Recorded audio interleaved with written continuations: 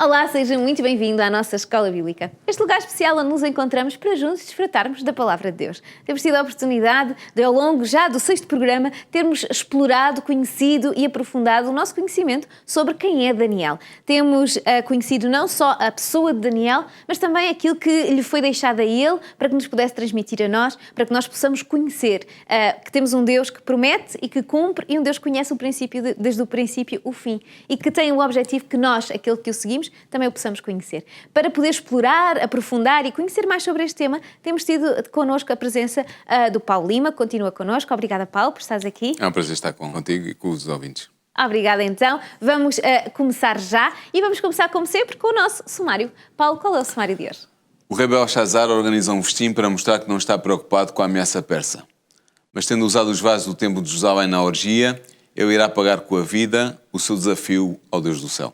Temos aqui um momento, não é, em que alguém desrespeita a Deus e vai ter consequências da sua falta de respeito a Deus. Está documentado, está estudado, está apresentado este momento no livro de Daniel e vamos fazer então a abertura do debate sobre este tema através do próprio livro de Daniel, no capítulo 5 e no versículo 1, que diz: "E o rei Belçazar deu um grande banquete a 1000 dos seus grandes e bebeu e vinho na presença dos 1000. Então, aqui vai-nos apresentar, vai-nos fazer a abertura, não é, deste capítulo, que é a abertura deste momento que é vivido, que é uma noite especial, é uma noite de conquista, e nesta noite de conquista de Babilónia há um evento, e que evento é esse? Conta-nos um bocadinho, nós já fizemos aqui a apresentação, mas conta-nos um bocadinho como é que é este evento. Sim, é assim, Belchazar era o rei, era o corregente, já vamos ver mais à frente isso, era o corregente de Babilónia e ele estava sob a ameaça persa, que era uma ameaça real para conquistar o seu reino, mas ele não estava preocupado porque achava que Babilónia era inexpugnável, era invencível, e portanto ele decide fazer uma festa em que reúne 1000 dos seus grandes para beberem vinho, comerem e passarem algum tempo juntos. E durante essa festa há uma mão que aparece numa das paredes da sala, que era estucada, era em branco, e essa mão começa a escrever alguma coisa, escreve algumas palavras. O rei fica muito assustado e manda vir Daniel para interpretar o que estava escrito, mas nós já vamos ver isso mais à frente. Mas o que é interessante ver é ter em conta o contexto político e militar desta circunstância, desta noite. Ciro, o persa, tinha conquistado já a Média, tinha conquistado a Lídia, que é onde é hoje a Turquia, e estava a tentar conquistar Babilónia. Já tinha havido uma batalha junto de Opis, uma região em Babilónia, em que o rei de Babilónia, que era Nabónido, tinha sido derrotado por Ciro. O exército babilónico tinha sido derrotado e ele tinha fugido. Mas Belchazar, que certamente tinha ouvido falar nisso, não estava preocupado. Só que durante muitos anos perguntou-se quem era Belchazar. E perguntou-se porquê. Porque desde que o livro de Daniel tem sido estudado, desde o fim do século XVIII e princípios do século XIX, não havia noção de quem era Belchazar, porque as fontes originais que estavam à disposição dos estudiosos, as fontes clássicas, não referiam Belchazar como rei, mas era Nabónido que era referido. A história ainda não conhecia Belchazar. Não conhecia Belchazar. E, portanto, a sua historicidade foi posta em causa. Disseram, a Bíblia inventou esta personagem que não existe em lado nenhum e é mais uma prova de que a Bíblia são um conjunto de histórias inventadas. Era assim que era argumentado. Só que, entretanto, foram feitas escavações em Babilónia, na segunda metade do século XIX, e foram descobertas tabletes cuneiformes, ou seja, em escrita babilónica, com referências à história daquele período, e nessas tabletes foi descoberto o nome de Belchazar. Nomeadamente, em 1861, foram descobertas algumas tabuinhas cuneiformes em que vinha o nome de Belchazar. E depois, uma outra tabuinha cuneiforme foi descoberta, um conjunto de tabuinhas, em 1882, chamada a Crónica de Nabónido, que era o rei de Babilónia. Vem lá dito claramente que o rei Nabónido tinha associado ao seu reinado o seu filho, Belchazar, e que Belchazar não só era príncipe, mas era corregente com o rei do império. E, portanto, estava associado na realeza ao próprio Nabónido. E hoje nós temos cerca de 37 textos em escrita cuneiforme que falam claramente do nome de Belshazzar e atestam que ele existiu. Nomeadamente, há muitas tabuinhas que têm uma dupla cronologia, ou seja, são contratos ou são outros documentos, em que há uma referência ao tempo em que o documento foi escrito e há uma dupla cronologia, ou seja, há uma referência a Nabónido e a Belshazzar. E, portanto, mostra que Belshazzar foi realmente alguém que existiu, não foi uma invenção dos autores da Bíblia, mas é uma realidade histórica e, portanto, era Belshazzar que estava a organizar a defesa em Babilónia como corregente, quando Nabónido tinha ido com o exército combater os persas em Opis e tinha sido derrotado. Ok, então aqui vemos que realmente este homem existe, realmente faz esta festa e que durante esta festa acontece que de repente uma parede começa a aparecer algo escrito, não é? Sim. Há uma mensagem que é escrita nesta parede. Que mensagem é esta e o que é que ela significava? Sim. Para já é interessante ver a maneira como Daniel, que escreveu este capítulo, o capítulo 5 de Daniel, descreve a reação de Belshazzar. Belshazzar ficou aterrorizado. As expressões que Daniel utiliza dá a sensação, há muitos intérpretes que assim entendem, que Belshazzar perdeu o controle dos esfíncteres e, portanto, estava constantemente que os joelhos batiam um contra o outro, porque era algo sobrenatural que estava a acontecer. Ele não percebeu o que é que estava escrito, mandou ouvir os intérpretes, os caldeus, os sábios para interpretar e eles não conseguiram. E então a rainha-mãe, ou seja, a mãe de Belshazzar, mulher de Nabónido, e provavelmente filha de Nabucodonosor, entrou na festa. Ela chamava-se Nitocris, era o nome dela segundo as fontes clássicas, e ela aconselha Belshazzar a chamar Daniel, que estava afastado do governo de Babilónia, para vir interpretar, porque ele era alguém que já tinha dado provas que era capaz de resolver qualquer mistério. Então Daniel é chamado ao lugar onde estava a escrita, no grande palácio de Belshazzar, e Belshazzar diz-lhe que se eu interpretar aquela escrita que estava enigmática, será o terceiro no reino. Porquê o terceiro? Porque Belshazzar era o segundo. O primeiro era Nabónido, o rei. Belshazzar, o príncipe, estava associado a Nabónido, era o segundo. E, portanto, ele só podia prometer a terceira posição a Daniel, caso ele executasse o que estava a ser pedido. Daniel vai claramente dizer que não precisa das ofertas de Belshazzar para nada. Censura Belshazzar, dá-lhe uma descompostura, diz-lhe que ele não tomou atenção ao que tinha acontecido com o Nabucodonosor, como estudámos a semana passada, em que Nabucodonosor tinha passado aquele problema mental, tinha pensado que era um animal durante 7 anos. Toda a família real sabia disso, Belshazzar também sabia, não ligou nada, nem percebeu que o Deus do céu, o Deus dos hebreus, era o Deus que controlava a vida dos seres humanos, e portanto Daniel diz que é por causa disso que tu recebeste esta mensagem. Só que há uma coisa, aqui um pormenor muito interessante, é que Daniel fala de Belshazzar como sendo filho de Nabucodonosor, ou fala de Nabucodonosor como sendo pai de Belshazzar. E há pessoas que não são crentes, mas que estudam o livro de Daniel, que dizem, aqui está um erro, uma prova de que o livro de Daniel está errado e que as coisas estão incorretamente apresentadas.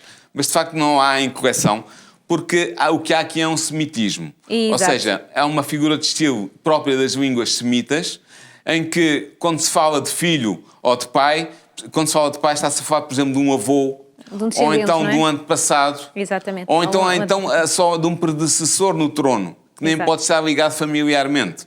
E quando se fala de filho, está-se a falar de um descendente, de um neto, ou de um sucessor, que pode até nem estar ligado por bases familiares. Por exemplo, quando se fala de Jesus, filho de Davi, Jesus não foi filho de Davi, foi descendente de Davi. Davi viveu 1000 anos antes de Jesus. Mas Jesus, como descendente de Davi, é chamado filho de Davi. Abraão não teve as estrelas em número. O número de filhos não foi por mais estrelas. Foi a descendência dele é que foi. Exatamente, é isso mesmo. Portanto, Belshazzar é chamado filho de Nabucodonosor e Nabucodonosor é chamado pai de Belshazzar, porque Nabucodonosor era provavelmente avô, era pai da mãe de Belshazzar. E de qualquer forma, mesmo que não fosse, ele tinha sido o que estava antes no trono. Exatamente, era o predecessor real de Nabónido e, portanto, também de Belshazzar. Mas qual é esta mensagem que vai aparecer na parede? Isto é muito interessante. A mensagem que aparece lá é a seguinte: Mené, Mené, Tekel, Uparsin. Isto é aramaico, são palavras aramaicas, que era a língua oriental mais falada no reino de Babilónia. Era uma espécie de inglês dos tempos antigos, era a língua franca. Isto significa o quê? Significa uma mina, um shekel, meio shekel. minas e shequéis eram medidas monetárias, eram pesos ligados à prata e ao ouro, que estabeleciam a corrência, ou seja, eram meios de pagamento. Mas Daniel sabe que isto é assim, mas ele vai interpretar as referências como sendo verbos, como sendo referências a verbos. Mené, contado, tekel, pesado, e perás, dividido. Embora perás, é assim, o aramaico era escrito só com consoantes. Exato. E as vogais podiam variar. E aqui as consoantes são as mesmas, P, R e S, mas são duas palavras diferentes que Daniel interpreta ao mesmo tempo. Perás, que significa dividido, e parás, que significa persa. E, portanto, o que Daniel vai dizer é que o teu reino foi contado por Deus, tu foste pesado na balança e foste achado em falta, e o teu reino, por causa disso, foi dividido e foi dado aos persas. Era essa a mensagem que estava na parede, e foi essa a mensagem que Daniel interpretou para o rei. O rei foi correto, e ele correspondeu àquilo que tinha prometido, mandou que Daniel fosse considerado o terceiro no reino. Não adiantou de nada, porque já vamos ver o que aconteceu, eu não vou avançar. Mas é interessante ver aqui um pormenor. É que 5 dias antes deste acontecimento, deste banquete e desta mensagem ter sido escrita na parede, ocorrera o dia das expiações no calendário judaico. Exato. O dia das expiações é o dia do juízo. O que significa que no mês de Tishri, que foi o mês babilónico, o mês de Tishri, em que isto aconteceu, Deus tinha julgado Babilónia e tinha decidido que tinha chegado ao fim o período de domínio dos babilónios na cena internacional. O que é interessante porquê? Porque é também o fim dos 70 anos prometidos por Jeremias e profetizados por Jeremias, em que seria o domínio de Babilónia, em que os judeus estariam submetidos a Babilónia.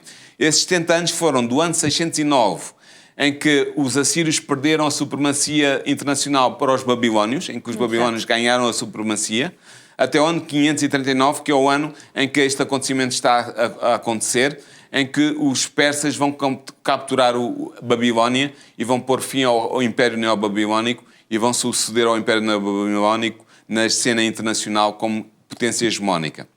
Então vamos agora, vimos isto, vimos o que é que aconteceu, mas falta-nos saber aquilo que quase que nos disseste e depois mudaste de assunto, que tem a ver com o que é que acontece a Belshazar depois desta situação, não é? Sim. Ele reconhece, põe lá, mas será que ele reconhece mesmo qual é a atitude dele e o que é que lhe acontece depois? É assim, estamos em outubro de 539, os persas tinham ganho a batalha contra o rei Nabónido em Opis, como eu já referi, portanto os babilónicos perderam essa batalha.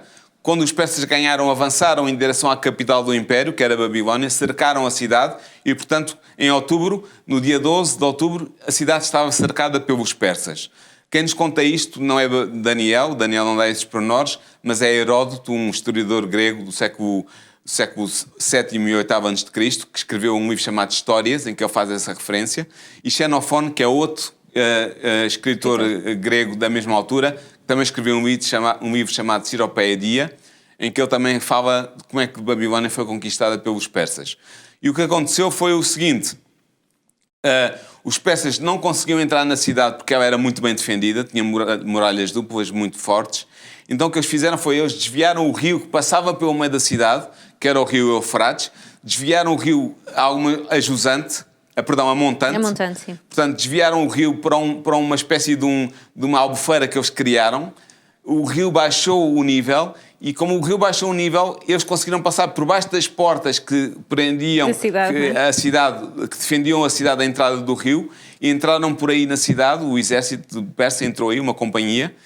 As portas que davam acesso à cidade a partir do rio não estavam fechadas, estavam abertas, e eles conseguiram entrar na cidade, descobriram onde é que Belshazar estava, e Belshazar foi morto nessa noite, dia 12 de outubro de 539 a.C. Foi morto às mãos do general Gobrias, que era o general que estava ao serviço dos persas. Parece que ele era babilónico, mas tinha-se passado para os persas. Estava a comandar o exército persa. E Gobrias mandou matar Belshazar. Porquê? Porque o filho de Gobrias tinha sido morto por Nabónido, que era o rei de Babilónia e era o pai de Belshazar. Então Gobrias, para se vingar da morte do seu filho às mãos de Nabónido, decidiu ele mesmo matar Belshazar, que era o filho de Nabónido, e portanto Belshazar morreu aí. Nabónide, o que é que aconteceu a Nabónide? Ele tinha perdido a batalha de Opis, tinha sido derrotado pelo general ao serviço de Ciro, mas ele fugiu, mas depois pensou, o que é que eu vou fazer? A cidade de Babilónia está tomada, eu estou sem exército, vou decidir apostar na misericórdia de Ciro. Então ele dirigiu-se a onde Ciro estava acampado, o rei persa, e entregou-se a ele.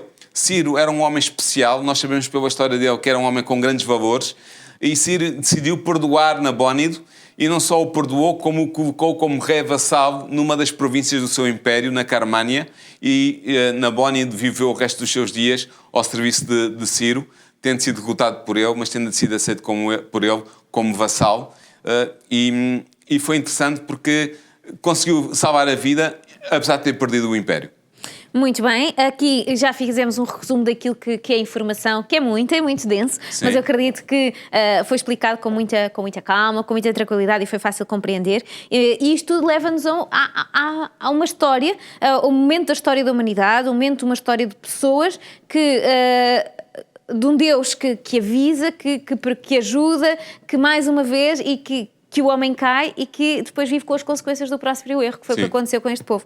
Isto vai-nos trazer informações que são importantes para nós hoje em dia. O que é que eu posso aprender com esta informação e pôr em prática na minha vida? Sim, o que nós podemos aprender é que nenhum pecado deixa de ser castigado por Deus. Ele pode não ser castigado nesta vida, mas Deus vai castigar todos os pecados que não forem arrependidos, do qual as pessoas não se arrependerem, e sobretudo, quando é um pecado que é feito, como diziam os hebreus antigos, à mão levantada, ou seja, um pecado para afrontar Deus, para desafiar Deus, a punição virá e vem com toda a certeza e ainda é maior do que um pecado comum feito por ignorância ou simplesmente por maldade.